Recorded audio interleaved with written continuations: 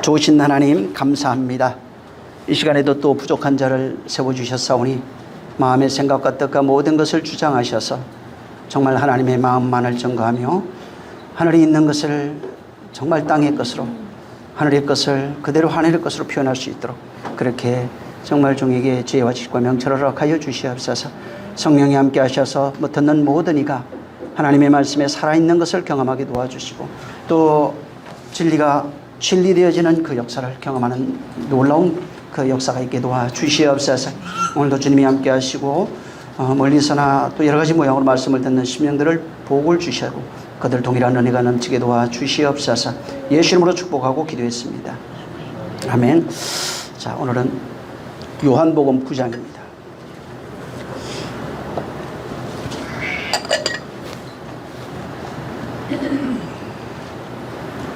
1절부터 12절을 읽습니다.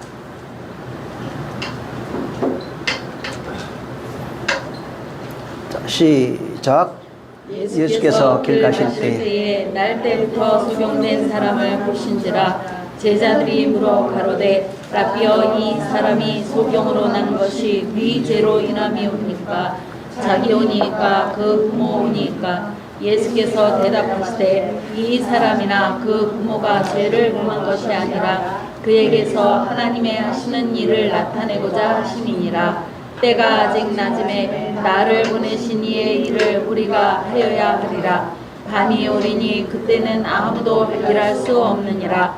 내가 세상에 있는 동안에는 세상의 빛이로다. 이 말씀을 하시고 땅에 침을 뱉아 진흙을 이겨 그의 눈에 바르시고 이르시되 실로암 못에 가서 씻으라 하시니, 실로암은 번역하면 보냄을 받았다는 뜻이라. 이에 가서 씻고 밝은 눈으로 왔더라. 이웃 사람들과 및 전에 저가 버리는 것을 보았던 사람들이 가로되 이는 앉아서 구걸하던 자가 아니냐, 혹은 그 사람이라 하며 혹은 아니라 그와 비슷하다 하거늘 제 말은 내가 그러라 하니, 저희가 묻되 그러면 내 눈이 어떻게 떠졌느냐? 대답하되 예수라 하는 그 사람이 진흙을 이겨 내 눈에 바르고 나더러 실로암에 가서 씻으라 하기에 가서 씻었더니 보게 되었노라. 저희가 가로되 그가 어디 있느냐? 가로되 알지 못하노라 하니라. 요한복음에는 예수 그리스도에 대한 그 증거가 상당히 많이 기록되어 있습니다. 예수 그리스도가 누구인지에 대한 내용이 기록되어 있는 게 이제 요한복음이고, 그 다음에 그것을 기록하면서 예수 그리스도와 나의 관계입니다. 우리의 관계가 어떻게 맺어지고 있는지 이 내용을 기록한 것이 또 요한복음입니다. 그래서 예수 그리스도의 증거가 뭐냐면 거의 이제 신유와 표적과 이적 이런 것들입니다. 그래서 영적으로 그분이 예수 그리스도인 것을 표적을 통해서 사람들에게 나타내고 있는데, 특히 이 요한복음은 그렇게 표현하시는, 그러니까 예수께서 그리스도인 것을 증거하시는 그런 표적들의 내용들을, 예수님에게 사역이죠. 그 안에서 그 사역들을 경험하는 사람들의 이야기가 굉장히 많이 기록되어 있어요. 그래서 항상 보면 여기는 예수 그리스도의 하나님의 아들이심, 그리스도 되신 것을 증거하고 있고, 또 그것을 경험하는 사람들이 어떻게 예수 그리스도와 이제 관계를 맺고 있는지에 대한 내용이 많이 있습니다. 예를 들면은 그 요한복음 1장에 빌립과 나다나엘이 예수 그리스도를 만나는 얘기가 있어요.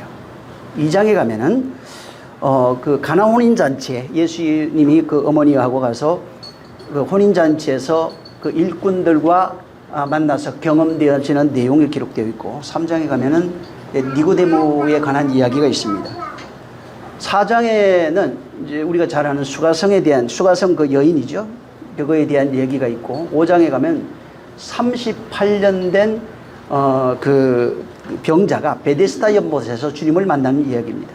6장에 가면은 이제 오병이어, 우리가 잘 아는 오병이어가 있고, 7장에는 성전에 들어가서 절기를 지키는 사람들과의 만남의 얘기가 있어요. 그 다음에 이제 8장에는 가늠하다 잡힌 여자가 있고, 이게 이제 오늘 본문 9장인데, 이 9장에는 날 때부터 이제 소경된 사람입니다. 그 다음에 이제 10장에 가면 예수님이 그 예수님과 양떼에 관한 이야기를 하고 11장에 가면은 죽은 나사로 얘기가 있고 12장에는 예수의 발에 그 향유를 붓는 마리아와 또 그들 그 과정 속에 만나는 사람들의 이야기가 있습니다. 그래서 여기 거의 다가 예수님을 만나서 경험하는 그런 이야기들이 여기 굉장히 많이 기록이 되어 있는 겁니다. 자, 근데 왜 이렇게 기록했냐 하면은 그걸 알아야 되는 거예요. 여기가 예수 그리스도의 사역이 나오고 공생애 속에 그 다음에 많은 사람들이 예수를 만나고 있어요. 제가 나열을 했던 이 12장까지 있는 내용들도 마찬가지입니다. 여기에 있는 사람들의 이야기는 그 사람 이야기를 하는 게 아닙니다. 지금 바로 그 사람을 통해서 예수를 만난 나의 모습을 여기 써놓은 거예요. 예수 그리스도가 누구인지를 설명하고 있고 그 다음에 그 사람들이 그를 만나면서 경험되어지는 그 내용이 내가 예수를 만나면서 경험하는 그 내용입니다. 그래서 내가 일생 예수를 믿고 난 이후에 내 인생의 역사가 있겠죠. 당연히 모든 사람들은 그 역사 속에서 그분을 만난 그 이야기가 만나고 난 이후의 내용이 여기 기록된 이건 성경에 있는데 이 성경에 있는 내용이 마음속에서 경험되어지는 그 내용을 여기에 바로 기록한 것입니다. 그래서 실제는 예수 그리스도와에 관한 이야기가 그 다음에 사람들과의 이야기지만은 내가 그분을 만나서 경험하고 체험하고 느끼며 아는 그런 이야기를 여기에 기록해 놓은 겁니다. 그래서 이거는 그냥 읽으란 얘기가 아니라 여기 기록되어 있는 예수 그리스도의 이야기, 그 다음에 여기 기록되어 있는 사람들이 있습니다. 이것을 나로 어떻게 설명할 수 있는가 하는 거예요. 이것이 나와 어떤 관계를 맺고 있는가 하는 겁니다. 그 내용을 체험하는 것이 은혜예요. 은혜가 그냥 말이 은혜입니다 하는 걸 말하는 것이 아니고 여기 기록되어 있는 그 내용, 여기 이제 기자들이 있어요. 쓴 사람도 있고 여기 나타나는 그런 등장인물이 있습니다. 그게 저와 여러분이 돼야 돼요. 그리고 저와 여러분이 돼서 그 내용을 이 사람들이 경험한 그 내용을 내가 동일하게 경험해서 체험하는 겁니다. 체험해서 그것을 여기에 있는 내용을 이 사람 이야기로 설명하는 게 아니라 나로 설명할 수 있어야 된다고. 이게 은혜예요. 은혜니까 은혜 받았습니다. 기쁩니다. 이걸 말하는 게 아니라 이 내용을 내가 나로 경험되어진 나예요. 이것을 나로 설명할 수 있어야 되는 겁니다. 그래서 여기에 이름을 바꿔서 넣고 이것을 바로 설명할 수 있다면은 은혜 받은 사람입니다. 그냥 말이 은혜라는 얘기가 아니에요. 단어를 읽으라는 얘기가 아니고 외우라는 얘기가 아니라 이 내용이 나로 체험돼서 설명할 수 있는가 하는 겁니다. 자, 오늘 9장인데 이 9장에는 우리가 잘 아는 얘기 읽었으니까 여러분도 날 때부터 이제 소경된 사람입니다. 그리고 이 날 때부터 소경된 사람에 대한 질문, 그거에 대한 예수님의 대답, 이것으로 여기에 되어 있습니다. 그래서 2절에 보면은 이 사람이 이제 소경으로 난 것, 맹인으로 난 것인데 이게 누구 죄 때문입니까? 물어보는 거예요. 예수님이 있는데 예수님이 길 가다가 날 때부터 소경된 사람을 만났어요. 그러니까 사람들이 그걸 보고 예수님한테 이 사람이 태어난 것은 누구 죄 때문입니까? 자기 죄입니까? 날 때부터 소경된 거니까. 아니면 부모님 때문입니까? 이렇게 물은 겁니다. 자, 이 질문에는 인간이 가지고 있는 모든 그런 인간이 이 세상을 바라보고 또 해석하고 느끼고 있는 모든 것에 모든 똑같은 그것을 똑같이 바라보고 느끼고 있는 그 질문이 여기에 담겨 있어요. 무슨 얘기냐면 인간이 세상을 바라보고 해석하는 결론이 이 사람들의 질문이에요. 이게 우리의 질문이라고요.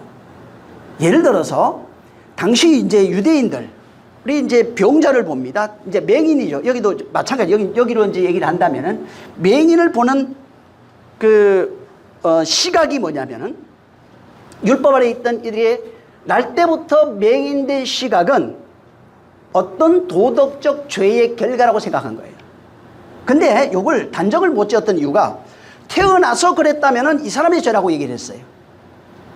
근데 날 때부터 이게 맹인이라서 문제가 있는 거예요. 이건 그러면 부모의 죄가 아닐까라고 생각합니다.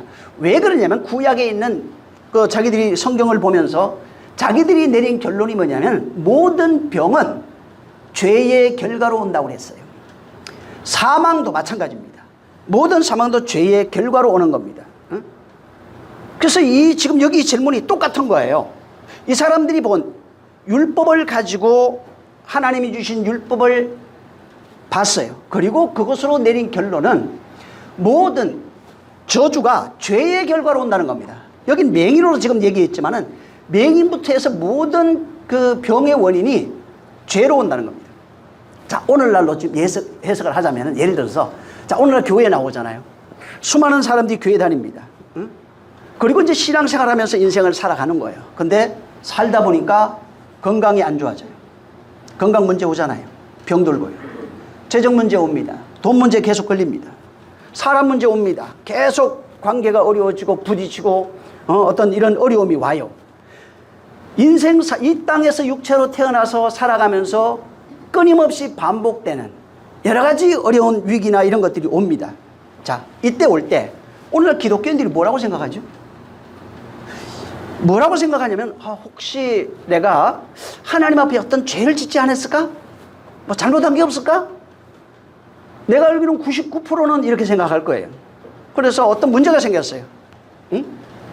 뭐 이게 뭐 저 회사 문제든 뭐 가정 문제, 자녀 문제, 내 문제 뭐 상관없습니다. 어떤 문제가 기독교인들 특히 그리고 일반인들도 마찬가지예요. 어떤 저주가 오면 아이고 내가 조상님께 죄 졌다고. 기독교인들은 특히 율법을 배우니까 더 심해집니다. 그래서 내가 알지 못하는 어떤 죄를 져서 이런 문제가 왔다고 생각하는 겁니다. 응? 이렇게 보는, 그러니까 어떤 원인 때문에 어떤 문제가 생겨서 이러한 결과가 왔다는 겁니다. 이렇게 원인과 결과를 보는 시각을 이원론이라고 그래요. 원인이 있으면 그 결과를 통해서 그 결과는 반드시 어떤 원인을 통해서 수반되는 내용이라는 겁니다. 그래서 항상 인간은 어떤 결과를 보고 이렇기 때문에 이랬을 거야, 이래서 저런 거야 라고 하는 결론을 내리는 겁니다. 자, 이렇게 됐을 때 어떤 문제가 내게 닥쳤어요. 기독교인들은 어떤 건강 문제나 재정 문제, 뭐 예를 들어서 뭐 저 육체 문제, 자식 문제가 왔어요. 이제 왔는데 왔을 때 어떤 원인과 결과로 봤을 때 이게 온 것은 내가 어떤 알지 못하는 죄가 있어서 하나님이 나를 쳤다고 생각한다면은 그렇게 생각합니다. 그래서 많은 기독교인들이 스스로 내린 결론이에요. 스스로 율법적 자아인데 이 시각, 원인과 결과라는 시각을 가지고 스스로 자기를 정죄합니다. 결과를 통해서 자기가 내리는 결론이에요. 원인과 결과라는 결론, 율법적 자아를 가지고 원인과 결과라는 결론을 통해서 자기를 정죄하면은 그 지옥에서 못 나옵니다. 그게 지옥이에요. 그 지옥에서 나올 수 없어요. 그래서 내가 이래서 내가 저래서 항상 이렇게 생각합니다. 어떤 경우에는 어떤 문제가 생겼을 때 인류는 딱 두 가지 종류예요. 문제가 생겼을 때 저 사람 때문이야 이렇게 해요. 항상 자기를 보던 내 문제로 자기를 정죄하든지 아니면은 이걸 밖으로 돌려버려요. 누구 때문이야? 너 때문이야? 얘 때문이야? 어떤 원인 때문이야? 라고 하는 어떤 그 원인과 결과죠. 그것 때문에 내가 이런 문제가 왔다는 것입니다. 지금 제가 말씀드린 이 문제는 인류가 시작된 이후에 끊임없이 반복된 내용이에요.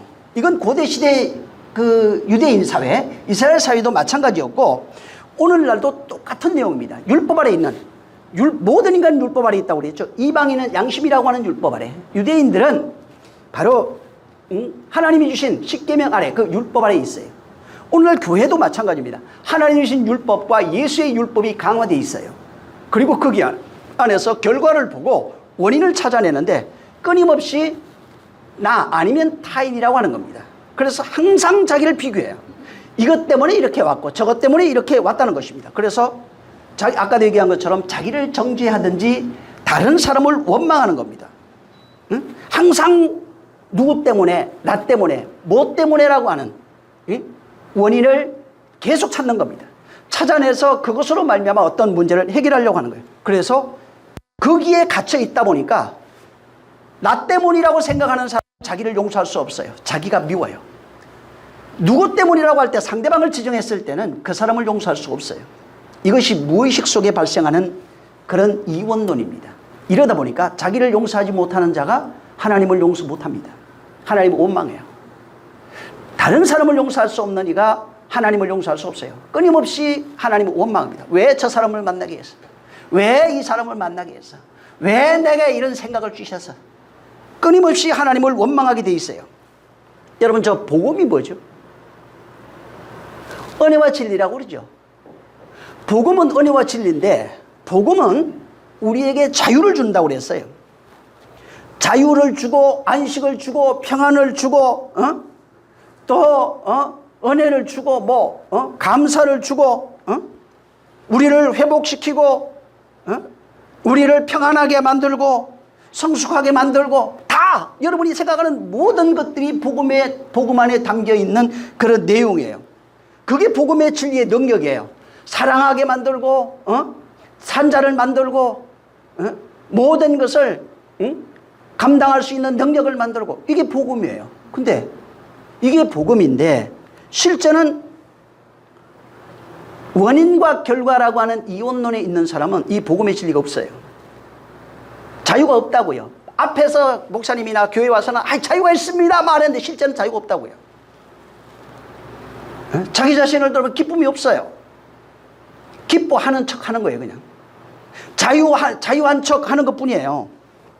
복음의 진리가 뭐냐면 원래는 율법 아래 갇혀 있는 그 자아를 깨는 겁니다.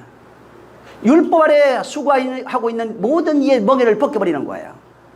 진짜 복음을 알았다면은 내가 가지고 있던 그 이원론, 율법적 자아의 구조가 다 깨져야 됩니다. 그걸 옛사람의 죽음이라고 그래요. 그 옛사람의 죽음이 완전히 깨지고 삭제되고 부서져 가지고 이제부터는 새 사람, 새 자아로 살아가는 그런 존재가 되게 하는 것이 복음의 능력이에요. 복음은 나를 그리스도 만드는 얘기예요. 새 사람 만드는 얘기라고요. 은혜와 진리를 통해서 하나님과 하나 된 존재로 만드는 겁니다. 근데 하나가 안 돼 있어요. 여전히 이원론이에요. 그러면은 아직까지는 복음의 은혜가 그를 자유케 한 것은 아닙니다. 여러분, 그 성경에 죽음 이런 것들이 굉장히 많아요. 이게 삭제라는 뜻이에요. 깨어진다는 얘기예요. 이 사람을 삭제한다는 얘기입니다. 죽음이 뭐냐면 그 존재를 삭제한다 이 말이에요. 그 존재가 자아잖아요. 혼이에요. 그 존재를 삭제시키는 겁니다.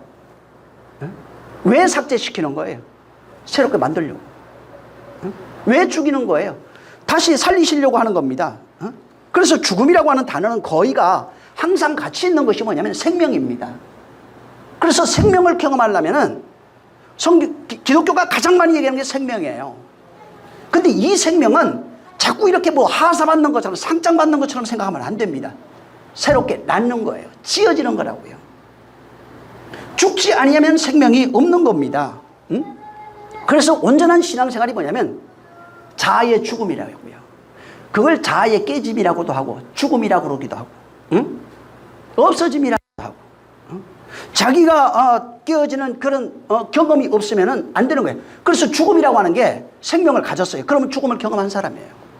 죽음을 경험했어요. 근데 이 죽음을 경험한 사람들의 공통적 내용이 뭐냐면 고통이라고요. 아픔이에요. 슬픔이에요. 눈물이에요. 너무너무 힘들다고요. 그래서 이 생명을 가진 사람들은 똑같은 감정할 수밖에 없어요. 자아의 죽는 죽음이 어떻게 일어나고 있는지를 경험할 수밖에 없는 거예요. 그래서 그 죽음이 비록 아프고 힘들어요. 상처가 있고요. 어떤 문제가 생길 때마다 죽음을 요구하고 있거든요. 그 마음이 바뀌어가는 그런 과정이 있기 때문에. 근데 그 과정을 넘어섰을 때 하나님의 생명이라고 하는 것이 뭐냐면 다시 살리심이라고요. 부활이라고도 하고 회복이라고도 하고. 그래서 이 죽음이 없으면, 고통이 없으면은 성장도 없어요. 회복도 없는 겁니다. 그래서 그 수가성경에 거기도 나오죠. 남편 다섯 있는데 남편 아니라니까요. 지금 있는 남편도 아니에요. 그 죽음을 경험해야 돼요. 응? 그리고 다시 오는 그 남편을 통해서만 안식에 들어갈 수 있는 거예요. 그걸 보고 그리스도라 이렇게 얘기했어요. 응? 그러니까 모든 인간은 율법적 어떤 자아를 가지고 있어요. 그게 본성입니다. 그게 두 개로 보는 게 본성이에요. 이것을 선악과 먹고 살아가는 인생이라고 합니다. 응? 그래서 이런 자아, 선악과 먹고 자아 두 개로 보고 원인과 결과를 가지고 따지며 살아가고 있는 모든 인생들이 가지고 있는 그 본능은 탐심, 그 다음에 그 욕망, 탐욕, 욕심, 또 어떤 원망 이런 거예요. 전부 다 그것 율법 자체가 두 개로 보는 것이기 때문에 원인과 결과라고 볼 때 바로 나 자아라고 하는 것은 항상 욕망이 충만해요. 탐심이 가득하다고요. 그래서 나를 위해서 다른 것을 희생시켜버려요. 이것은 심지어 가족도 상관없어요. 그냥 내가 우선이라고요. 근데 이 복음의 진리는 나라고 하는 이 탐심, 욕망으로 가득한 나라고 하는 존재를 죽여버리는 거라고요. 그걸 죽음이라고 그래요. 그래서 이 그리스도의 복음이라고 할 때 이 복음, 진리라고 그러잖아요. 이 복음이라고 하는 건 하나님의 말씀에 의해서 옛 자아가 삭제되는 곧 죽음을 경험한 자만이 생명이라고 하는 부활로 나올 수 있는 겁니다. 그걸 생명이라고 할 때 그걸 성경은 그리스도의 생명이라고 그럽니다.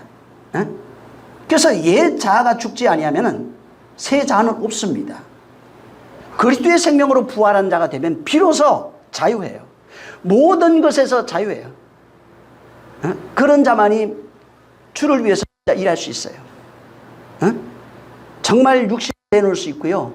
시간, 물질, 말할 것 없어요. 그냥 이 사람만이 비로소 진짜 하나님과 하나 된 그 삶, 모든 것을 초월한 자유한 자의 삶을 살아갈 수 있는 거예요. 그게 그리스도인이 경험하는 내용입니다.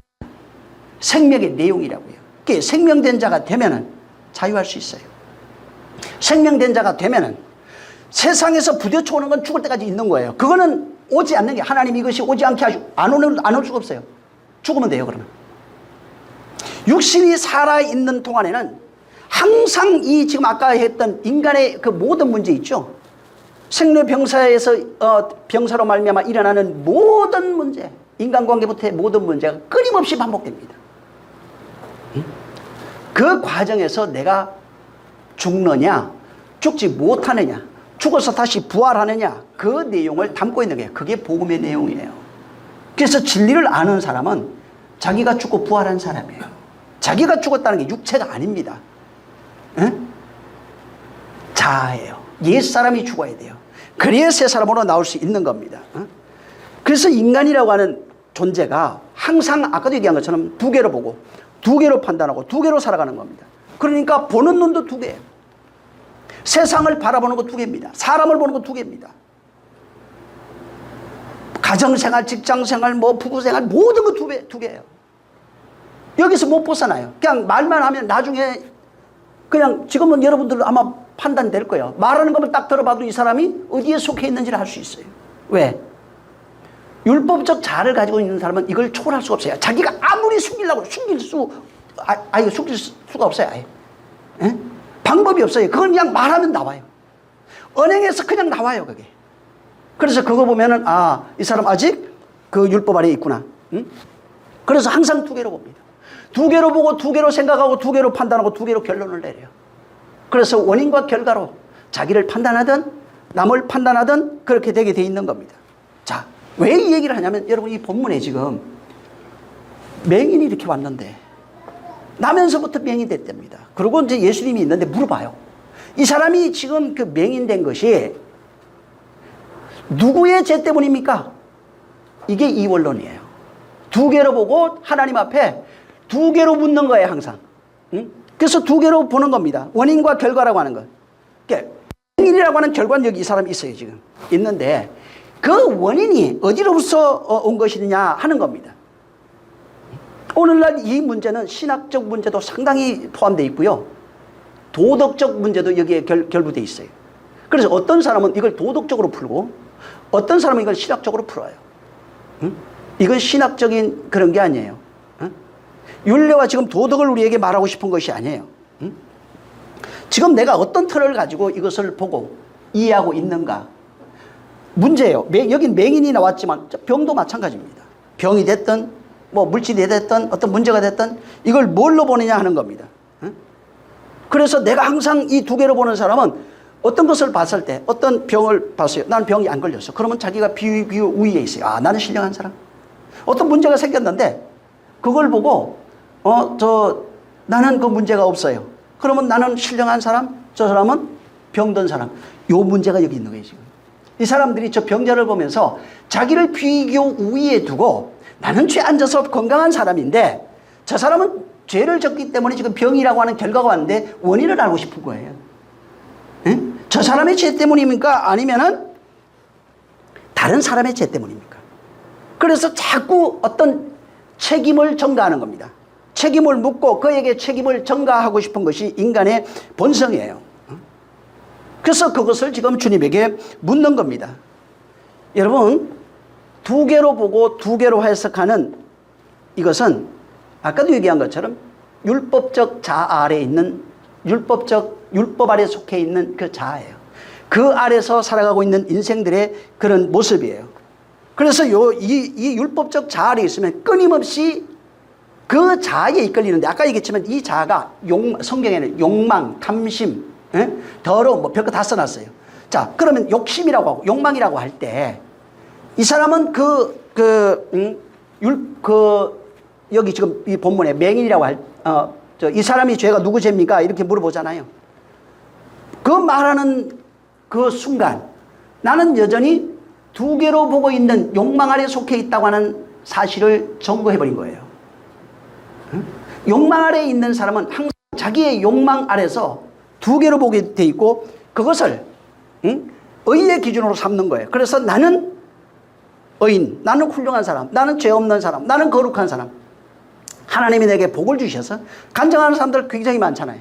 저도 여러 번 들어봐요. 이게 보면은 거의 다가 하나님이 내게 복을 주셔서 내가 이렇게 된 거예요. 하나님이 특별히 나를 사랑하셔서 이렇게 된 거예요. 그러니까 항상 두 개로 보는 거예요. 두 개로 보고 자기를 판단하는 겁니다. 그러니까 하나님은 내가 이렇게 했기 때문에 복을 주셔야 되고 내가 열심히 해서 잘해서 뭘 했기 때문에 복을 주시는 거예요. 그러니까 끊임없이 두 개로 원인과 결과, 비교, 우위, 하이라고 하는 이 상황에서 자기를 판단하게 돼 있고 세상을 보게 돼 있는 겁니다. 이걸 한마디로 얘기하면은 내가 신이 돼서 신의 자리에 앉아서 다른 사람을 판단하고 있는 신이 되어 있는 우상이에요. 그래서 욕심, 탐심을 우상이라고 합니다. 탐심이 우상이에요. 욕심이 바로 우상이에요. 지금 나라고 하는 건 율법 혹은 그 양심 혹은 이런 예수님의 율법이 있어요. 이런 걸 가지고 자기가 비교 우위 하이 곧 원인과 결과라고 하는 이 율법적 자아를 완성해 가지고 자기가 그것을 가지고 일생을 살아가면 우상이 되는 겁니다. 내가 우상이라고요. 내가 신이라고요. 내가 신이 돼서 우상이 되어서 신의 자리에 앉아 욕망과 탐심으로 다른 일을 판단하고 있는 거예요. 그게 자기 왕국이에요. 그래서 이 왕국은 누구도 건드리는 게 싫어요. 누가 얘기하잖아요. 기분 되게 나빠합니다. 누구 말도 안 들어와요. 오직 자아가 최고예요. 내가 최고예요. 바뀌기가 정말 어려운 사람이에요. 응? 그래서 성경에 그런 얘기 하잖아요. 말을 많이 하는 것보다 들으라고. 응? 많이 들으라고. 왜? 말을 많이 하면 실수가 많대요. 이게 욕망의 신이 되어 있는 자, 이게 탐심의 신이에요. 그걸 이제 우상이라고 하는데 이렇게 돼 있으면 자기는 안식이 없어요. 자유가 없다고요. 계속해서 그냥 판단하며 살아가고 있는 그런 존재가 되는 겁니다. 여기 지금 이 물었던 사람들이 바로 이런 상태예요. 두 개 보고 맹인을 이제 본 거예요. 원인과 결과라는 걸 보고 누구 죄 때문입니까? 이 사람의 죄가 있기 때문에 이 사람이 이런 문제가 왔다고 생각합니다. 자, 근데 신기한 얘기를 해요. 예수님이 여기 지금 보면, 이 사람이 맹인된 것을 원인과 결과로 묻는데 예수님은 그렇게 대답을 안 하고 뭐라고 얘기했죠? 뭐라고 계세요? 여기.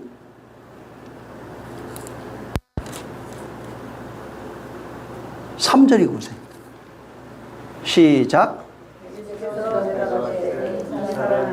부모가 죄를 범한 것이 아니라 그에게서 하나님의 하시는 일을 나타내고자 하심이니라. 자, 이 사람들은 원인과 결과로 물었는데 예수님은 그렇게 대답을 안 하고 누구 죄 때문이다 얘기 안 해요. 그러면서 뭐라고 그러냐면은 하나님의 하시는 일을 나타내려 함이라.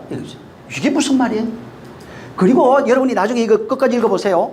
35절부터 그 이제 끝에 이렇게 쭉 보면 예수님이 마지막 결론을 내려요. 이 지금 1절부터 있는 12절까지 여러분 읽었죠? 이거에 대한 질문에 대한 결론이 뭐라고 하냐면 맹인 얘기 다시 해요. 야, 쉽게 말하면 한마디로 지금 결론을 내는 무슨 얘기냐면 너 두 개로 보고 있잖아. 너 원인과 결과로 보고 있지? 네가 맹인이야 이렇게 얘기를 해요. 응? 네가 맹인이잖아. 응? 항상 원인과 결과로 바라보고 신의 자리에 앉아서 그렇게 판단하고 살아가고 있는 네가 바로 진짜 맹인인 거야 라고 하는 내용이 그 35절부터 있어요. 39절에도 나와요. 내가 세상을 심판하러 왔는데 보지 못하는 자를 보게 하고 맹인 되게 하려면 본다고 하는 자는 맹인 만들 거야 이 얘기하고 있어요. 두 개로 보고 있는 원인과 결과로 누구 죄 때문이니까 이렇게 보고 있는 사람들, 그리고 거기서 나올 마음이 없는 사람들은 전부 다 맹인 돼버립니다. 왜 맹인이 돼야 돼요?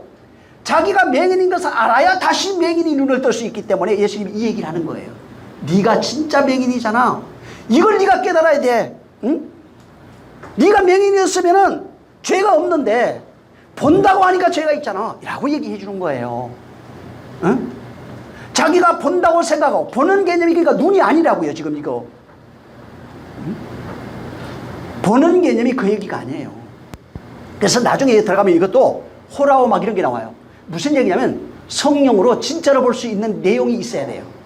성령으로 보지 못하는 것은 보는 게 아니에요. 율법으로 보는 걸 맹인이라고 그래요. 율법으로 선악을 판단하는 상태가 맹인이라고요. 그 맹인 상태인 것을 깨닫지 못하면 주님은 그 사람을 고쳐낼 수 없어요. 호라오할 수 없는 거예요. 근데 인간은 전부 다, 그래서 여기 지금 결론 밑으로 가면 35절부터는 그 얘기를 하는 거예요. 네가 진짜 맹인이야. 그걸 좀 깨달아봐. 응? 두 개로 보고 있는 네가 맹인이잖아. 그렇게 판단하고 있는 네가 맹인이잖아. 나는 맹인을 보게 하려고 온 거야. 근데 네가 맹인인지 모르니까 죄가 있네. 응? 맹인이 되었더라면 오히려 죄가 없어. 내가 너를 보게 할 거니까. 호라오할 수 있으니까. 근데 맹인이 되지 않은 네가 본다고 하니까 너는 눈을 뜰 수 없는 거예요. 응? 그래서 여기 예수님 얘기는 뭐냐면 예수님이 그러잖아요. 나는 세상을 심판하러 오셨대요. 응? 이 땅에 오신 이유가 예수님이 심판하러 왔대요. 여러분 자 심판 나오잖아요. 여기 35절부터는 심판 나오는데 이 심판이 자꾸 사람들은 그 파령지옥이라고 그러죠. 불교에서. 이런 파령 뭐 파열지옥 뭐 이렇게 해요. 막 불이 끓고 막 용암이 끓고 이런데 사람 집어넣었다 뺐다 하는 그런 거 얘기하는 거예요.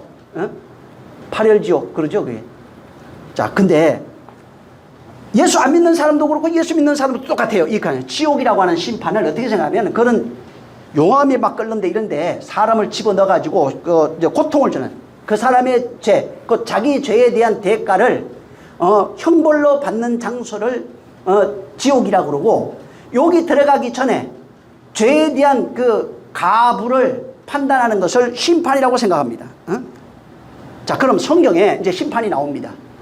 심판이 나오는데 이 심판이라는 단어 자체가 이 의미가 없는 거 있어요.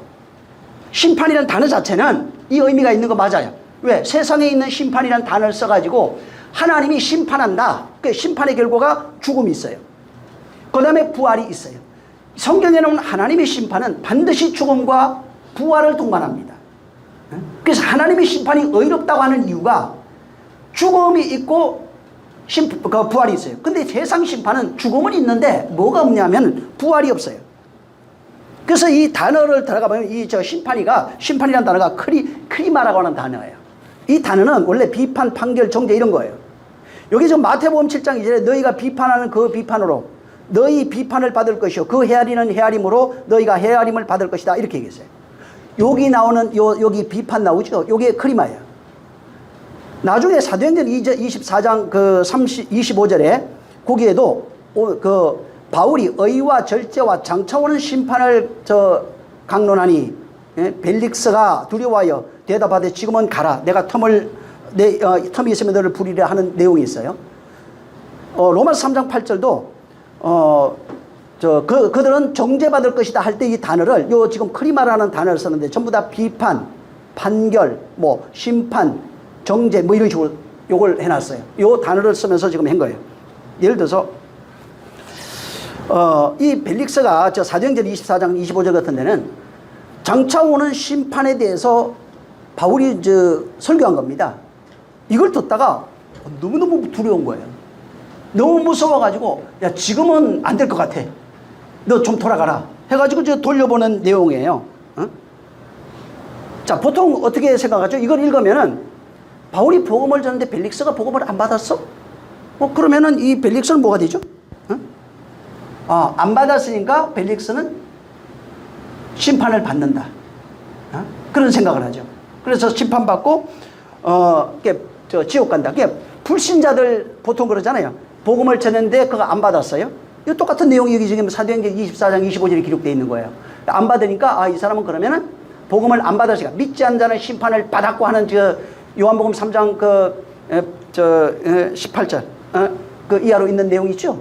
그처럼 심판을 받았으니까 이거 끝난 거다. 더 이상 구원 없다. 이제 이렇게 생각하는 겁니다. 여러분 아까도 얘기했지만 이 크리마라고 하는 단어는 심판의 그 본질을 보면 심판의 그 본질이 뭐냐면은 율법적 선악의 구조를 심판하는 거예요. 다시 말하면 혼입니다. 자아를 얘기해요. 그 자아가 그 혼의 특성이 그 자아의 특성이 그는 율법적 구조로 나타나는 겁니다. 그래서 심판이라고 하는 단어는 전부 다 율법에 속해 있어요. 그래서 율법이 판단해 보니까 저건 죽을 죄예요. 저건 사망이에요. 그러니까 율법으로 심판을 받게 돼 있는 겁니다. 그러니까 그 율법 안에 속해 있는 거예요. 전부 다 심판은. 근데 율법을 주신 이유가 우리를 살리려 함이라는 거예요. 율법이 우리를 심판하는 이유는 율법을 통해서 우리를 살리려 하시는 겁니다. 근데 사람들은 살리려 하시는 은혜와 진리를 몰라요. 그냥 율법의 심판 아래만 머물러 있는 거예요. 그러면은 정죄가 일어나고 사망이 있고 자유가 없는 겁니다. 그러니까 심판의 본질이 뭐냐면 하나님 심판의 본질은 살리는 겁니다. 죄가 없다 그러면 살릴 수가 없어요. 이거는 심판할 수가 없어요. 그래서 율법의 심판은 반드시 살리기 위해서 반드시 율법에 정죄받아야 되는 거예요. 심판이 있어야 살리는 거예요. 심판과 죽음과 부활이라고 하는 이 세 가지를 거쳐야 돼요. 이것이 없으면 인간은 살 수 있는 방법이 없는 거예요. 마태복음 7장 2절에 비판하지 말라고 그러죠. 너희가 비판하는 그 비판으로 너희가 비판받는다고 그랬어요. 여기에 뭐가 있냐면 율법적 구조가 있어요. 원인과 결과라고 하는 행위의 법칙이 있어요. 그래서 거기에 항상 원인과 결과 율법적 구조로 판단하는 그 비판 아래 그 비판이 있어야 돼요. 그 비판 아래 죽는 겁니다. 근데 사람들은 거기에만 있는 거예요. 율법적 구조 아래서 비판하고 그 비판의 결과를 가지고 원인과 결과를 가지고 자기를 정죄하든 타인을 정죄하든 둘 중에 하나입니다. 자, 율법이 비판해요. 율법이 우리를 정죄한다고요. 비판이에요. 정죄예요. 크리마. 심판하다 정죄하다는 뜻이에요. 그게 크리마가. 자, 율법이 나를 정죄했다고요. 율법이 뭐라고 정죄했어요? 의인은 없나니 하나도 없다고 정죄했다고요. 율법이 나를 정죄하면 내가 죄인으로 드러난 거예요. 그러면서 뭐라고 해요? 너는 의인이 아니야. 이렇게 정죄했다고요. 자, 그럼 정죄를 받은 율법의 정죄 받아야 돼요. 맹인이 돼야 된다고요. 죄인이 돼야 되는 겁니다. 맹인이 안 되면은 죄가 있어요. 맹인이 되면은 예수님이 살려내요. 근데 본다고 하면 죄가 있는 거예요. 율법의 정죄가 있어야 돼요. 그걸 비판이라고 하는 크리마라는 단어를 썼어요. 응? 정죄, 비판, 심판 그걸 이렇게 써놓은 거예요. 자, 이 마태복음 7장 2절을 나중에 여러분이 자세히 한번 보세요. 거기에 비판과 헤아림이 같이 나옵니다. 이 비판은 크리마라고 하는 단어로 되어 있고 헤아림은 메트론이라고 하는 단어로 되어 있어요. 이 메트론은 헤아림이라는 단어인데 이걸 청량하다 이렇게 되어 있어요. 원래가 들어가 보면. 헤아림은 뭐냐면 전부 다 청량하는 거예요. 비판이 있고 헤아림이 있는 거예요. 근데 그 메트론이라는 단어는 거기다가 성전을 청량할 때 쓰는 단어들이에요. 성전을 청량하는 그 쓸 때 그 단어예요. 그래서 요 메트론이 딱 들어가면은 하나님의 헤아림이에요. 다. 하나님의 앞에는 비판은 율법의 심판, 정죄, 비판 이런 걸 얘기하는 것이고 메트론은 하나님의 헤아림이에요. 하나님의 청량을 말하는 겁니다. 자, 하나님이 율법이 우리를 청량했어요. 그리고 하나님이 청량해서 내가 죄인인 걸 알았다고요. 그리고 하나님이 그 나를 헤아려야 돼요. 커리마한 율법이 정지한 나를 하나님이 헤아림이 있어야 된다고요. 그래서 하나님이 헤아려 보니까 기준이 안 맞아. 그러면 요 기준이 안 맞는 걸 깨버리는 거예요. 삭제시켜버리는 겁니다. 이 헤아림이라고 하는, 이 청량이라고 하는 단어는 전부 다 그거예요. 자르고 깨트리고 삭제하고 만드는 내용이에요. 그 성전을 짓잖아요. 청량해가지고 보수하는 거예요. 그 헤아림은 이거예요. 율법이 정지한 비판한 자를 하나님이 헤아려 주셔서 기준에 맞도록, 하나님의 기준에, 성전의 기준에 맞도록 하나님이 깨트리고 부수고 재건하는 내용이에요. 하나님이 나를 만들어 가시는 겁니다. 뭘로 만들어요? 하나님이 거하시는 성전으로 만드는 이야기가 이 메트로논이에요. 그래서 율법의 비판을 받은 자를 반드시 하나님의 헤아림이 있어야 돼요. 율법의 비판까지만 있으면은 이건 구원이 없어요.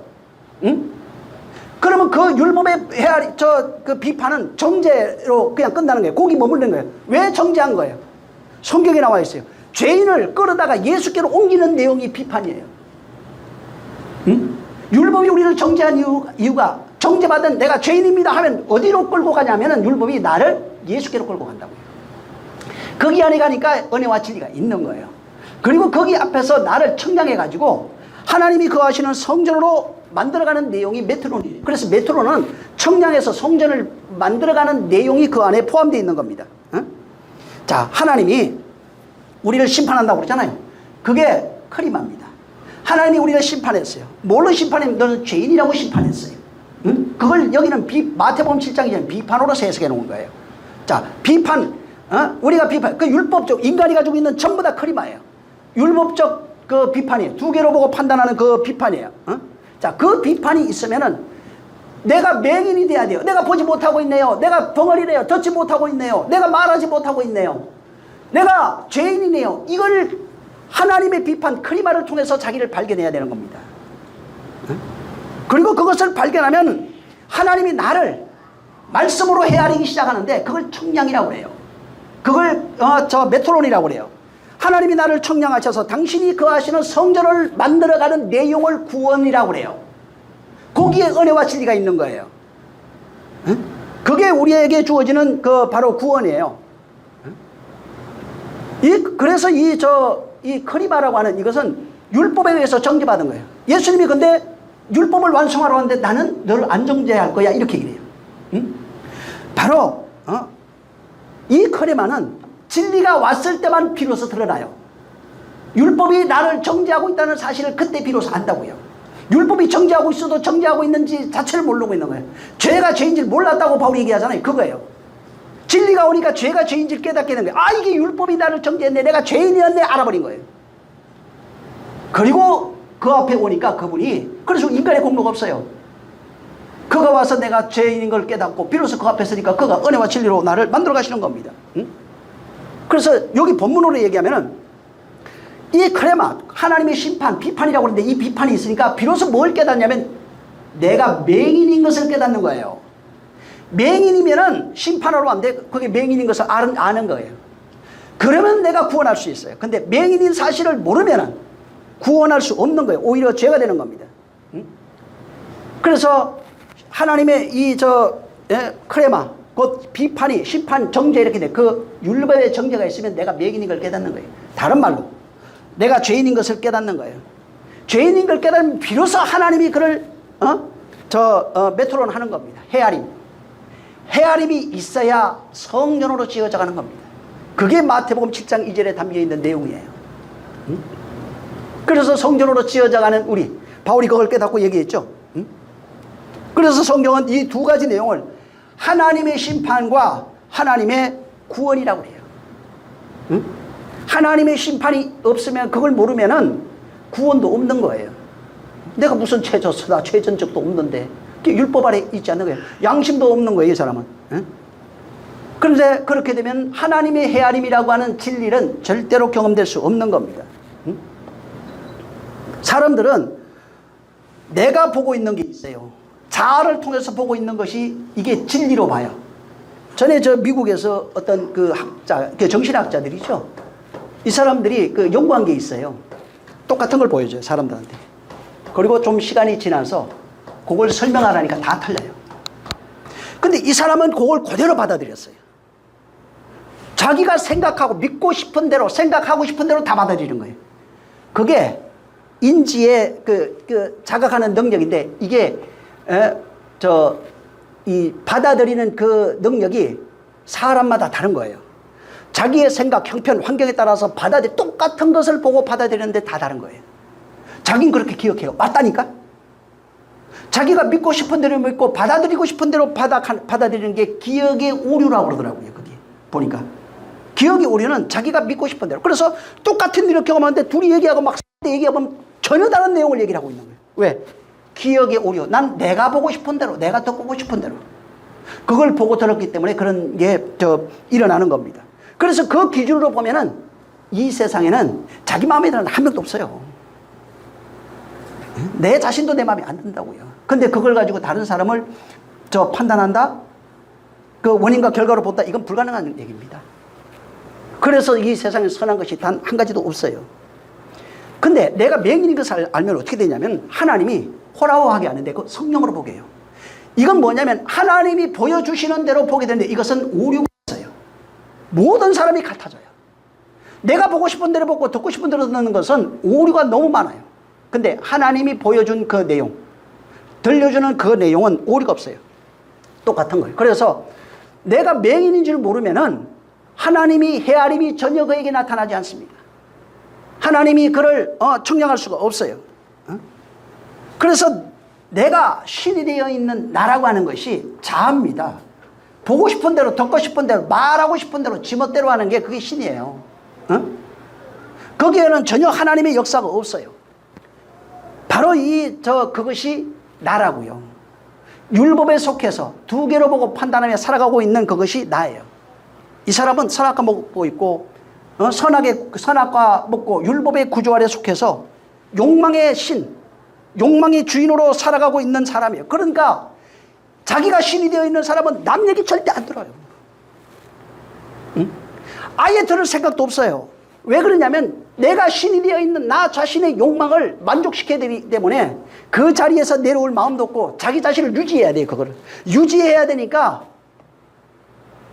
끊임없이 다툼이 일어나요. 가장 먼저는 자기가 다른 사람 끊임없이 분쟁이 일어나요. 상처를 줘도 몰라요. 자기가 모든 것이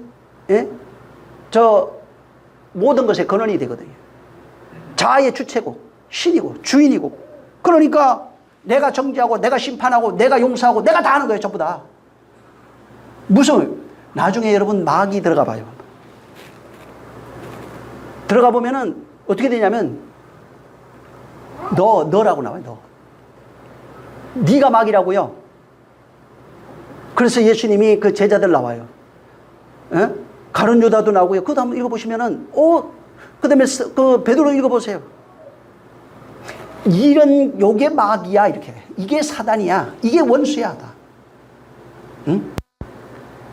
그러니까 이게 우리가 생각하는 어떤 그런 단테 신곡에 있는 그런 내용들로 천국편, 연옥편, 지옥편 만들어가지고 그거 우리가 믿고 있는 그 사상에서는 이게 보일 수가 없어요. 하나님이 심판이 있어야 돼요. 크리마입니다. 그 심판 아래 정죄받은 자만이 비로소 하나님의 헤아림이 있는 거예요. 청량이 있는 거예요. 하나님이 청량이 있어야 비로소 성전으로 지어져 가는 겁니다. 그래서 그것을 만드시기 위해서 예수님이 십자가에 죽어서 율법을 완성하시고 부활하실 수밖에 없는 거예요. 그래서 십자가의 은혜라고 하는 것은 우리를 율법의 지옥에서 우리를 끄집어내는 거예요. 자아의 지옥에서 끄집어내는 거예요. 욕망의 신에서 우리를 끌어내리는 겁니다. 거기서 나오는 거예요. 선악의 지옥에서 우리를 끄집어내는 거예요. 그래서 선악으로 보는 것, 욕망으로 보는 것, 율법으로 보는 것, 자아의 어떤 의로 보는 모든 것에서 내려와야 돼요. 그러면 어떻게 되냐면 말이 없어져요.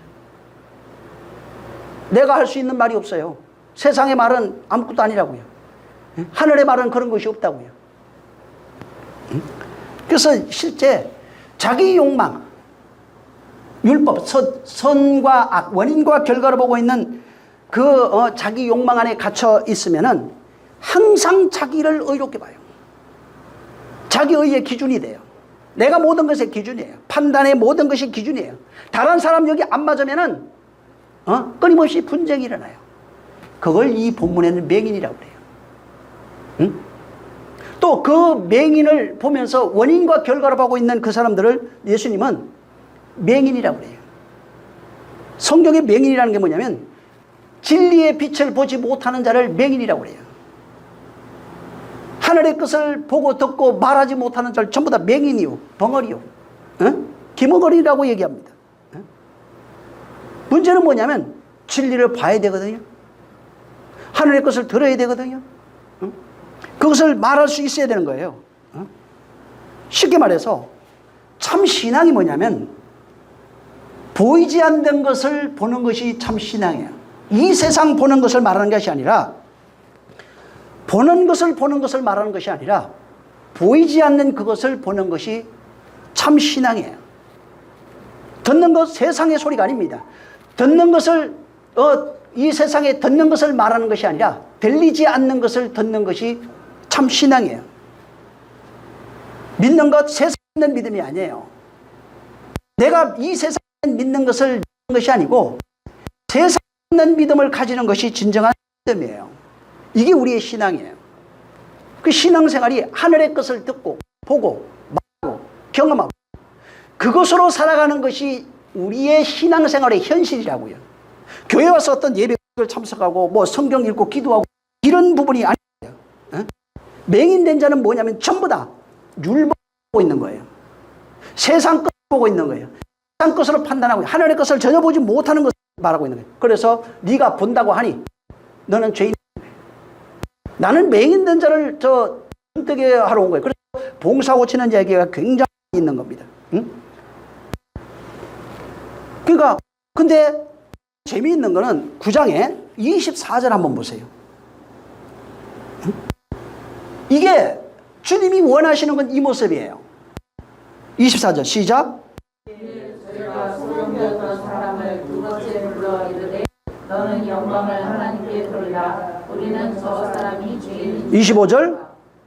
대답하되 그가 죄인인지 내가 알지 못하나 한 가지 아는 것은 내가 성경으로 이건 모형으로 돼 있어요. 무슨 얘기냐면 내가 아는 것은 그 사람이 난 잘 모른다. 내가 아는 건 내가 지금 눈을 떴다는 거예요. 주님이 원하시는 것은 맹인된 자를 보게 하는 것이라고. 이게 주님의 일이에요. 본다는 것은 나중에 들어가서 이게 아마 호라고 해요. 뭐 얘기할 것도 없어요. 성령으로 보는 거예요.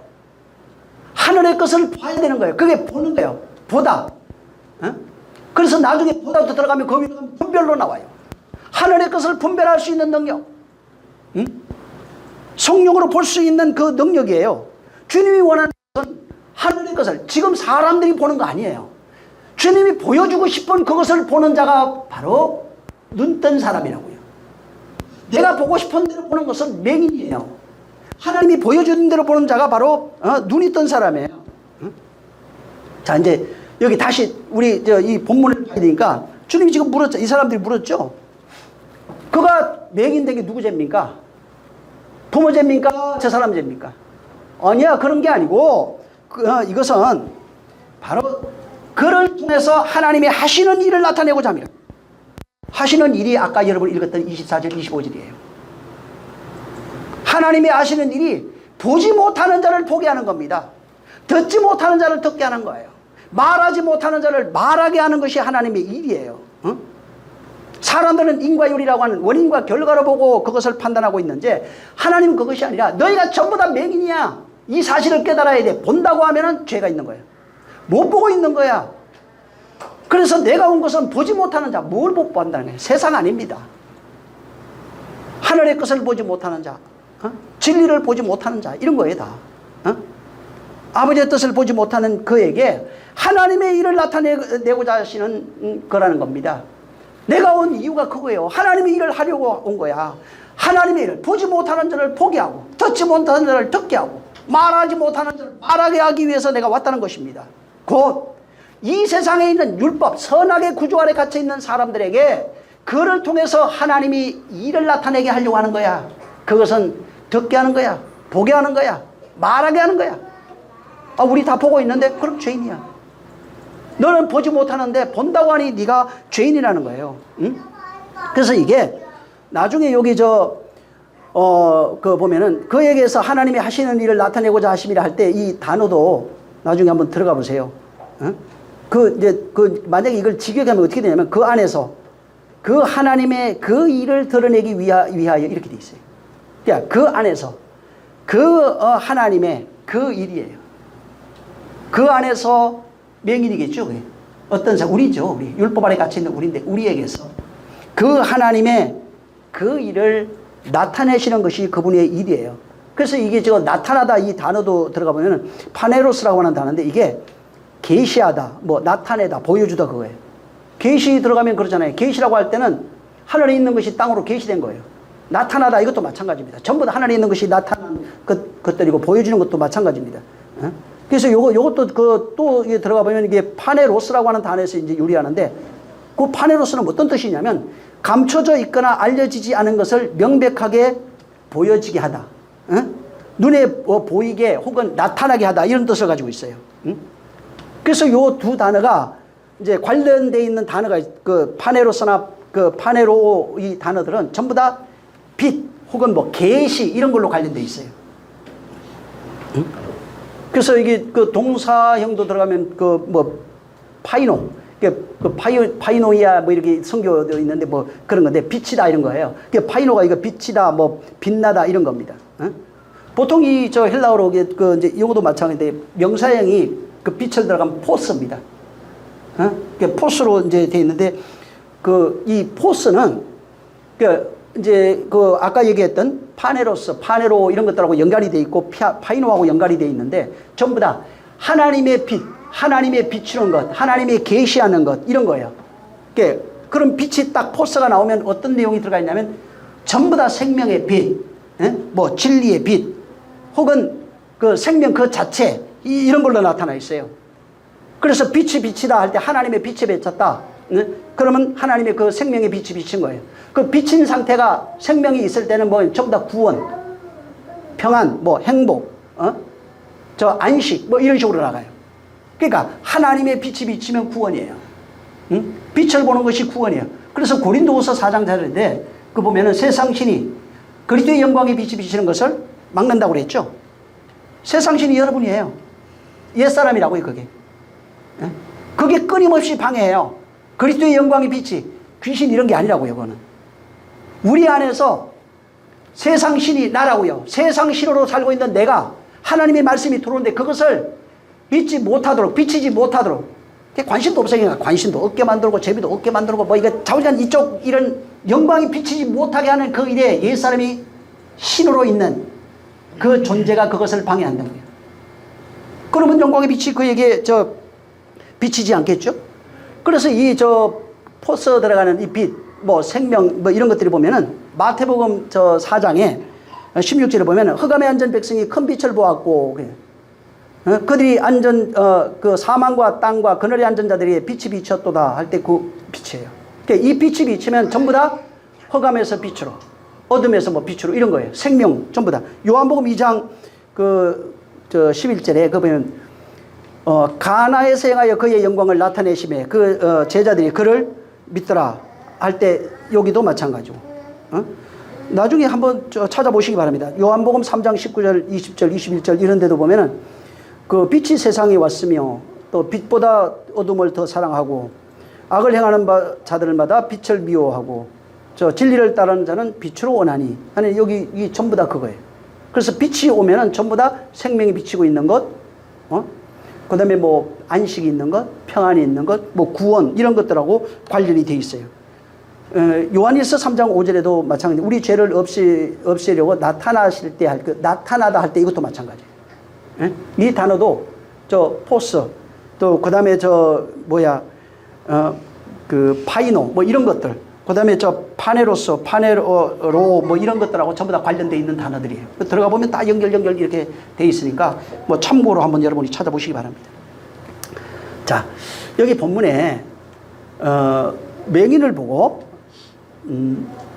그 누구 죄 때문입니까? 물으니까 지금 이 주님은 하나님의 일을 그에게서 하나님의 일을 나타내려 하심이라는 거예요. 자, 하나님의 일이 아까 그 마태오 거기에 9장 24절부터 나오면 그 35절 이하로 쭉 있는 그 내용도 마찬가지인데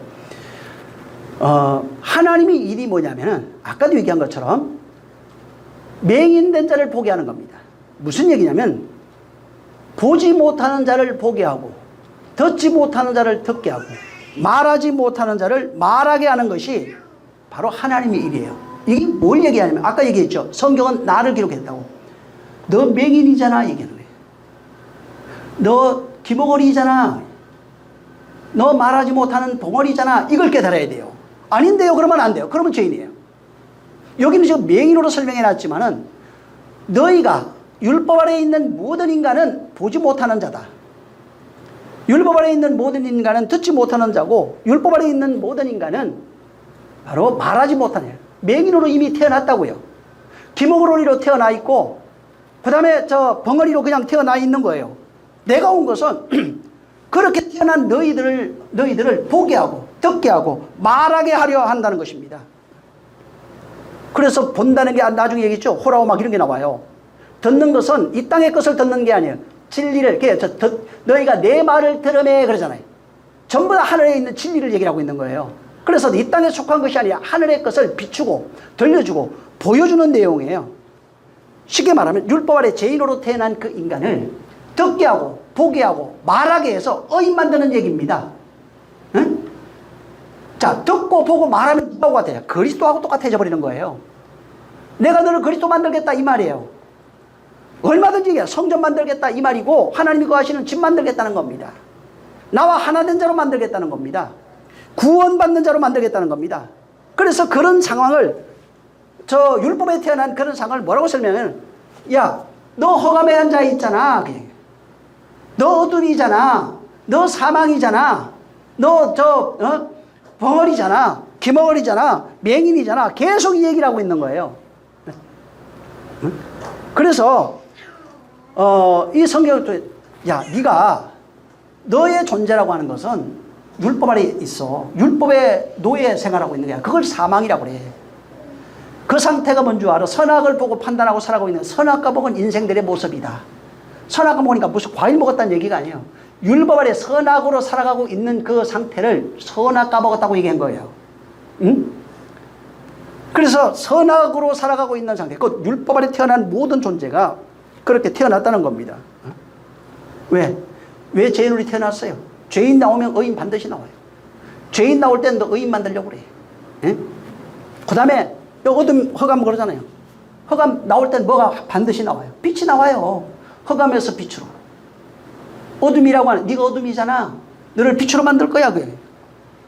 너 선악과 먹었다고 그러잖아요. 반드시 뭐가 나오냐면 생명과가 나와요. 선악과 먹었으면 너 생명과 먹어야지. 예? 항상 그런 식으로 돼 있다고요. 구약의 광야에서 뱀 얘기 나오죠. 불뱀, 노뱀. 불뱀에 물리면 뭐가 나와요? 노뱀 반드시 나오게 돼 있어요. 응? 죽음이 있으면 뭐가 나와요? 항상 생명이 있어요. 응?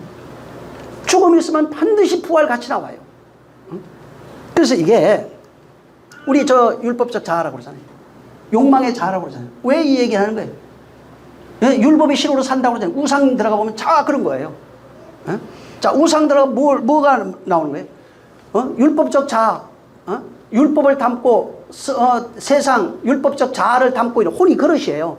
태어나서 이 세상에 율법적 자아를 담았어요. 왜 이 얘기가 나와요? 생명 담은 자로 만들려고. 세상 신 나오면은 하늘 신 만들려고. 항상 이 두 가지가 짝으로 돼 있어요. 그 모습을 두 개가 하나 되는 거예요. 내가 이렇게 하나 되는 거예요. 어둠을 통해서 빛을 깨달아야 돼요. 빛이 되는 겁니다. 근데 사람들이 이 세상에 있는 그 원리들이 있다고요. 성경에서 말하고 있는 어떤 어둠, 사망, 죄, 별거 다 있죠. 죄 나오면은 구원이 있어요. 용서 이런 것들도 나와요. 선악, 별거 다 있을 거예요. 여기 있는 이런 것들이. 이것을 통해서 말하고 싶은 것은 네가 그것이 너라고 얘기하는 거예요. 우상 나올 때 그게 너라는 거예요.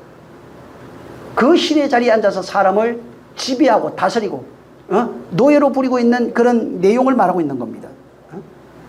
그러면서 그 상태가 있으면 어떻게 되냐면 하나님을 대적하고 하는 게 전부 다 대적 들어가 보면 신도 있지만 그게 너라는 거야.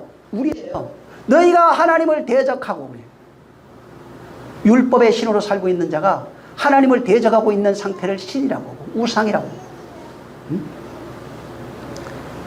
하나님이 말씀하시는 것은 그리스도를 통해서 하나님의 하신을 나타내고 싶어요. 그 자리에 있는 나를 발견하고 거기서 내려오지 않으면, 그렇게 살고 있는 내가 죽지 아니하면은 여전히 어둠에 있는 겁니다. 사망 아래 있는 것이고 그거는 아직 구원을 알지 못하는 거예요. 그러니까 하나님 말씀 와도 일생 동안 교회 다녀도 씩씩거리면서 분내고 살아가는 거예요. 그래서 분내며 씩씩거리고 화내고 토하고 그렇게 다투며 그렇게 살아갈 수밖에 없는 거예요. 그래서 갈라디아 5장에도 앞에 19절부터 20절까지가 거기는 율법 아래 살아가고 있는 인생들의 모습을 분냄, 화냄, 당집 다 나와요.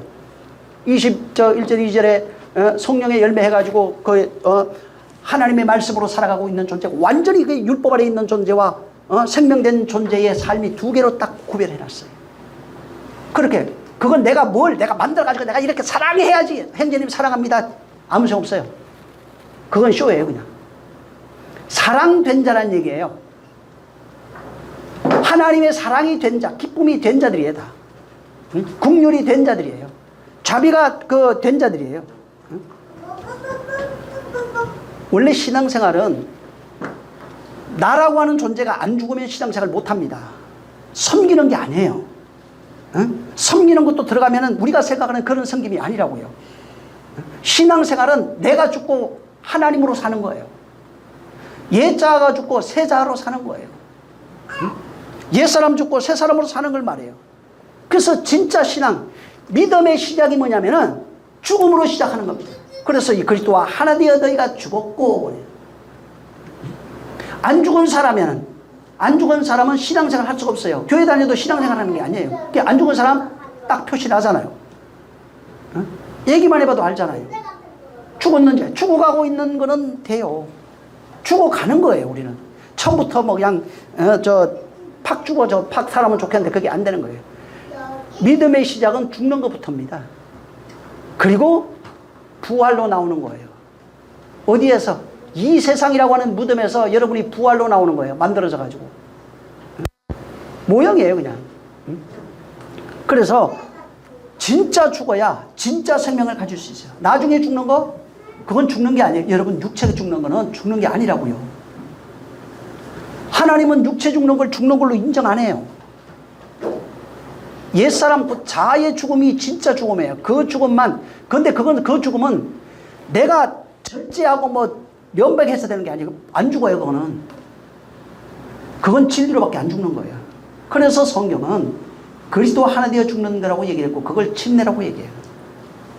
그래서 진짜 침례는 말씀에 의해서 씻겨 나가는 것인데 씻겨 나가는 게 죽음이에요. 말씀에 의해서 옛사람이 죽는 게 침례라고요. 그러니까 껍데기 물로 침례받아도 소용없는 거예요. 안 죽으면은. 그건 모형이에요. 내가 이렇게 죽겠다고 하는 거예요. 그리고 진짜 죽어야 되는 거예요. 말씀에 의해서, 진리에 의해서 옛사람이 자꾸 죽어야 돼요. 그 성수의 삶이 그에게서 계속 일어나야 되는 겁니다. 전에는 그러잖아요. 하나님 모를 때는 율법 아래 있는 자는 어떻게 되냐면 인율, 곧 율법 아래에 속해서 선과 악으로 봅니다. 원인과 결과로 봐요. 그래서 내가 이렇게 했으니까 하나님 내게 복을 주시겠지? 내가 이렇게 못했으니까 내가 저주받은 거야? 이 원인과 결과예요. 원인과 결과로 살던 사람이 이제부터 그리스도 하나 되어 죽게 되면은 신율의 적용을 받아요. 그걸 은혜와 진리라고 그래요.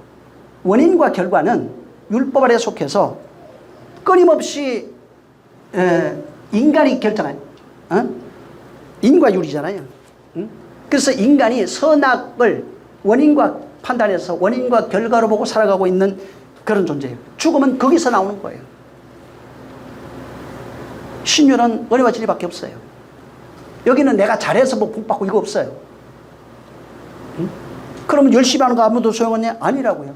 그거는 그 열심 속에서 내가 만들어가는 나의 모습이 있고 또한 그걸 통해서 다른 사람을 바꾸는 거예요. 그래서 너의 착한 행실을 세상에 비치게 하라. 많은 사람들에게 비치게 해서 그것을 통해서 그를 믿게 하라는 겁니다. 그러니까 하나님이 안 보이잖아요. 그분이 당신이 살아있는 걸 어떻게 나타내는 거예요? 옛 사람이 죽고 새 사람 통해 바뀌어가는 사람이죠. 새 사람 된 그 사람을 통해서 하나님이 살아있는 게 나타나는 거예요. 교회 가서 있는 게 아니라 나를 통해서 나타나는 거라고요. 하나님의 살아계심은 볼 수 없는데 내 안에 살아있는 것이 어떻게 증명이 되냐면 내가 옛 사람이 죽고 새 사람이 된 걸로 증명이 되는 거예요. 그래서 죽음을 통해서 부활로 나와 있는 나, 곧 그리스도의 모습을 통해서 하나님이 살아계시다고 하는 것을 증명하는 것이고 아버지가 어디 있어요? 내 안에. 그리스도인 된 내 안에 있는 거예요. 응? 그래서 그것이 나를 통해서 나타나지 않으면 사실은 온전한 신앙이라고 볼 수 없는 겁니다. 고린도후서 한번 4장 보세요. 고린도후서 10절 시작. 우리가 항상 예수 죽인 것을 몸에 짊어짐은 예수의 생명도 우리 몸에 나타나게 하려 하십니다. 네. 나를 통해서 나타나는 거예요. 예수의 생명이 어디 있어요? 저기가 아니고 나를 통해서 나타나는 거예요. 에베소서 5장 13절에도 책망을 받은 모든 것은 빛으로 말미암아 드러나는 것이 금마다 빛이다. 나를 통해서 나타나야 돼요. 응? 마태복음 5장 14절에도 너희는 세상의 빛이에요. 16절에도 너희 빛이 사람들에게 비치게 해야 되는 거예요. 죽음을 경험하지 못한 사람은 절대로 새 빛을 비출 수가 없어요. 응? 죽음과 부활을 경험해야 되는 거예요. 응? 나를 통해서. 하나님 어디 있어요? 내 안에. 나를 통해서. 그리스도 어디 있어요? 내가 그리스도예요. 응? 나를 통해서 그분이 살아있음이 증명되는 거예요. 그래서 예수님이 뭐라고 해요? 아버지가 내 안에 있느니라. 아버지 어디 있어요? 저기 나중에 가서 만나겠지. 아니, 내 안에 있어야 된다고요. 예수님이 그러잖아요. 내가 아버지로 간다고. 요한복음 14장 보세요. 응? 아버지는 여기 있고 저기 있고 저기 있는 게 아니에요. 그러니까 내가 그리스도로 증명되지 못하면, 생명으로 나를 증명하지 못하면, 그러니까 죽음이 있어야 부활이 있어요. 생명이 있는 거예요. 죽음이 없으면 그리스도를 증명할 수가 없어요. 만약에 내가 빛으로 드러나지 못하면, 나를 나타내지 못하면, 그를 통해서 나를 나타내지 못하면 나는 그리스도와 상관없어요. 열심히 잘 섬기는 게 그냥 교회에 와 있는 거예요. 불교도인이에요, 그냥. 지금 그분은 나를 만들려고 그래요. 보지 못하는 자를 보게 하려고 그래요. 듣지 못하는 자를 듣게 하려고 그래요. 말하지 못하는 자를 말하게 하려고 해요. 이게 하나님의 일이에요. 이게 내 일이라고요. 예수님이 그러죠. 이게 내가 하는 일이에요. 응? 나는 아버지 일을 위해서 온 거예요. 이루려고. 내가 다 이뤘다고 그러잖아요. 어디에서 이루어지는 거예요? 밖에서? 나하고 상관없잖아요. 내 안에서 이루어지는 거예요, 그게. 그분이 밖에서 완성하신 3년 반 동안 완성하신 내용이 성령을 통해서 3년 반이라고 하는 그 내용이에요, 그냥. 그걸 통해서 우리 안에 이루어지는 내용을 말하고 있는 거예요. 응? 그래서 여기도 하나님의 일을 나타내려 하는데 보지 못하는 자를 보게 하는 것이야. 내가 아는 것은 난 그 사람이 죄인인지 난 몰라. 나는 보는 거야. 여러분이 그 얘기 할 수 있어야 되는 거라고. 하나님의 일이 나타내려 한대요. 자, 하나님의 일이 나타났어요. 그러면 여러분이 봐야 돼요. 들어야 돼요. 말할 수 있어야 된다고요. 어? 저 못 모르고 그때 경험해서 계속 보게 해주세요, 듣게 해주세요, 말하게 해주세요 했는데 근데 그게 답이었더라고 나중에 보니까. 이게 하나님이 하시는 일이에요. 다시 말해서 주님이 이 땅에 오셔서 하신 일이라고요. 이러한 일이 여러분 통해서 나타나시기를 예수님으로 축원합니다. 이게 내 일이에요 이제.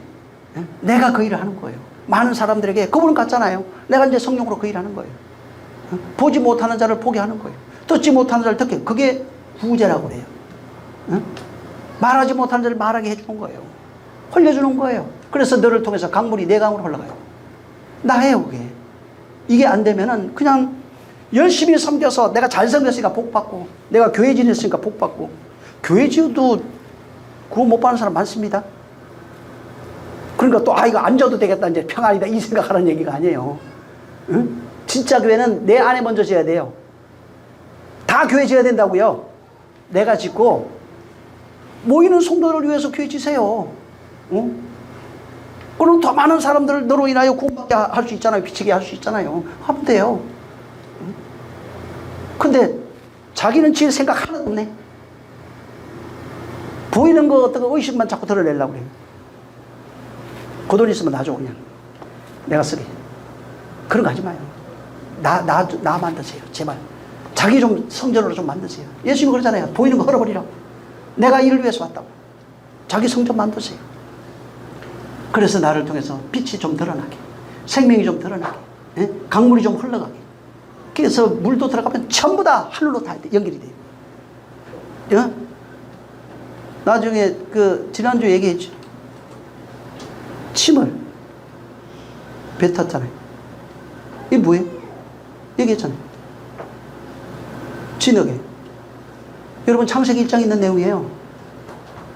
진흙에 침을 뱉어서 사람 만드는 얘기예요. 응? 우리를 그렇게 진흙에다가, 그래서 우리 침하고 그분 침이 달라요. 응? 우리 침은 온갖 더러운 것이 다 나오는 모형으로 되어 있어요. 그분의 침은 하늘의 생명이 흘러나오는 걸로 되어 있어요. 그 하늘의 것이 진흙인 땅 오래되어 있는데 거기에 비벼지는 진흙이 돼요. 진흙이 되면 사람이 돼요. 하나님이 말하는 사람은 이 세상에 있는 이런 육체 이런 걸 말하는 게 아니에요. 하나님은 참 사람, 인자를 얘기를 하는 거예요. 그러면은 범벅이 돼서 하나 되면은 생명된 자가 되는 겁니다. 범벅이 돼서 하나 되면은 진짜 하늘의 것을 보는 거예요. 그래서 그 앞에 해놓은 거예요. 눈 뜨는 걸로. 내가 그 얘기 안 했나? 나도 헷갈리네. 기도하겠습니다. 정말 주님이 괜히 우리를 눈 뜨게 하는 거예요. 그래서 여기 보면은 맹인이 계속 나와요. 보지 못하는 게 자꾸 보여요. 뭘 해? 진리를 보지 못해. 내가 진리다 얘기해서 너희 맹인이잖아. 그 얘기 계속하고 있어요. 예. 정말 죽지 않으면 부활 못 나옵니다. 응?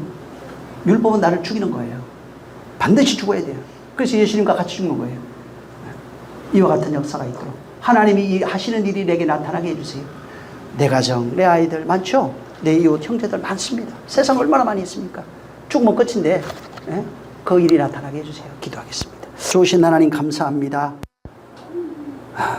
인간은 인과율에 속해서 끊임없이 원인과 결과를 통하여 어떤 해답을 찾으려 하지만 하나님이 말씀하시는 것은 저가 맹인된 것은 우리를 하나님이 하시는 일을 나타내게 하시는 건데 그 일은 보지 못하는 자를 보게 하고 듣지 못하는 자를 듣게 하고 말하지 못하는 자를 말하게 해서 세상에 빛이 되게 하려 함이라 하는 이것이오니 이와 같은 역사를 우리 이 말씀을 듣는 모든 이가 경험하게 도와 주시옵소서.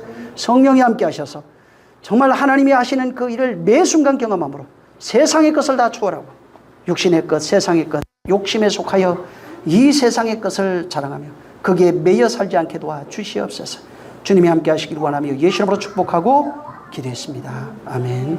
하늘에 계신 우리 아버지여, 이름이 거룩히 여김을 받으시오며 나라에 임하옵시며 뜻이 하늘에서 이룬 것 같이 땅에서도 이루어지리이다. 오늘날 우리에게 일용할 양식을 주옵시고 우리가 우리에게 죄진 자를 사하여 준 것 같이 우리의 죄를 사하여 주옵시고 우리를 시험에 들게 하지 마옵시고 다만 악에서 구하옵소서. 나라와 권세와 영광이 아버지께 영원히 있사옵나이다. 아멘. 감사합니다. 하나님 아버지, 진리와 은혜가 있게 하시옵소서. 성령이 역사하여 주시옵소서. 주의 평안 있게 도와주시옵소서.